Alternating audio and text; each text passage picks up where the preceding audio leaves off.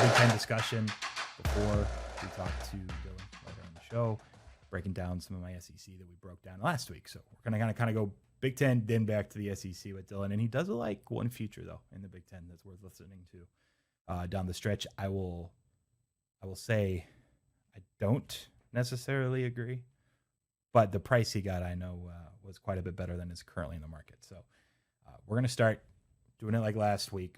I start with my top teams going through the conference. So Ohio State will be first. That's no surprise to anybody. We'll hit on two more teams after them and just kind of do three a day until we break through on Friday. Ohio State's my fifth-ranked team in the country. So if you were watching last week, Georgia's number 4. I think it's pretty safe to assume Alabama's number 1. Clemson's probably number 2. So who's number 3 if Ohio State's 5? I'll let you guys figure it out, but it isn't too difficult. But I think a lot of people like Phil Steele, for example, I marked here. He has them 3rd as far as Ohio State goes. And PFF, who did a college football preview this year, I've been referencing, has them 5th. My personal projection, throw up the odds and prices for these Big Ten teams. I have them at 10.3 wins projected. I could only bet under 11 for Ohio State. And when it's all said and done, I think it pushes on 11 pretty frequently.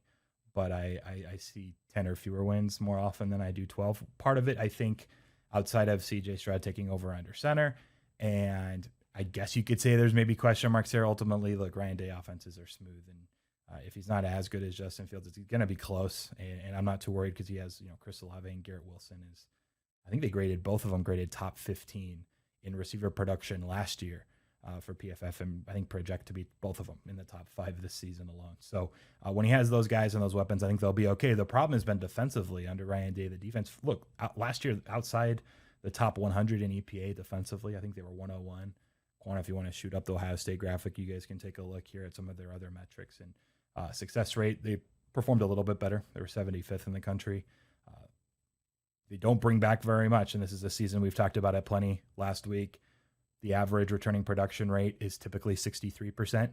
This year, because of that extra year of eligibility that the NCAA granted after the whole COVID and quarantining stuff last season, it's up to 77%. So it's an increase of 14% on average. So they're 51%. It's the 3rd lowest in all of college football.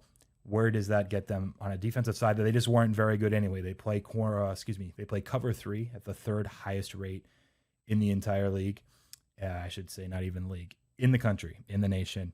And it seems that teams have kind of figured out when they're not disguising their cover 3 blitzes. They don't get a ton of pressure on offensive quarterbacks that are dropping back. And so if they're not able to, I think, improve defensively in a way that can at least compete or match what they're doing offensively, then it's probably going to be what keeps them ultimately from winning the national title.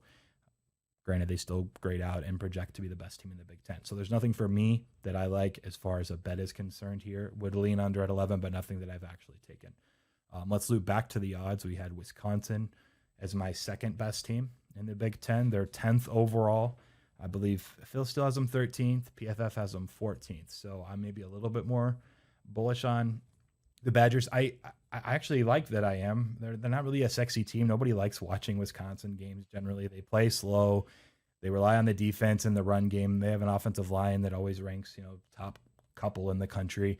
What's really interesting about last season, though, that I think is being overlooked to some degree in the market still is Graham Mertz, as a new quarterback that takes over.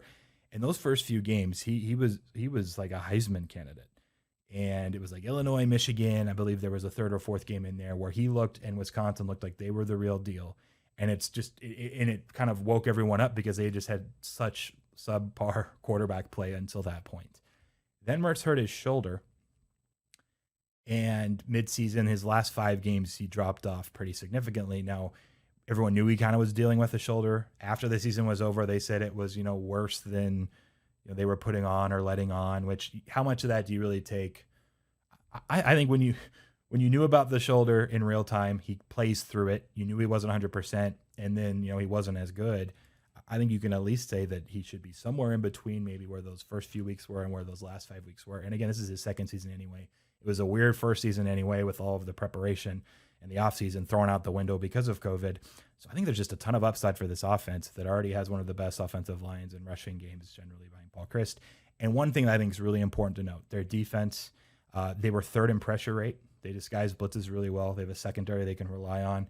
They were second in the country in rushing yards allowed before contact. So because of their blitzing, they're not letting anybody get through the line before they're there and at least causing some sort of havoc in some sense. They ranked 14th defensively in EPA, 10th in success rate. I think in yards per play, they ranked even a little bit better than both of those.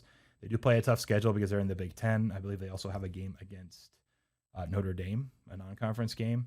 So maybe that's why their season win total is a little bit lower.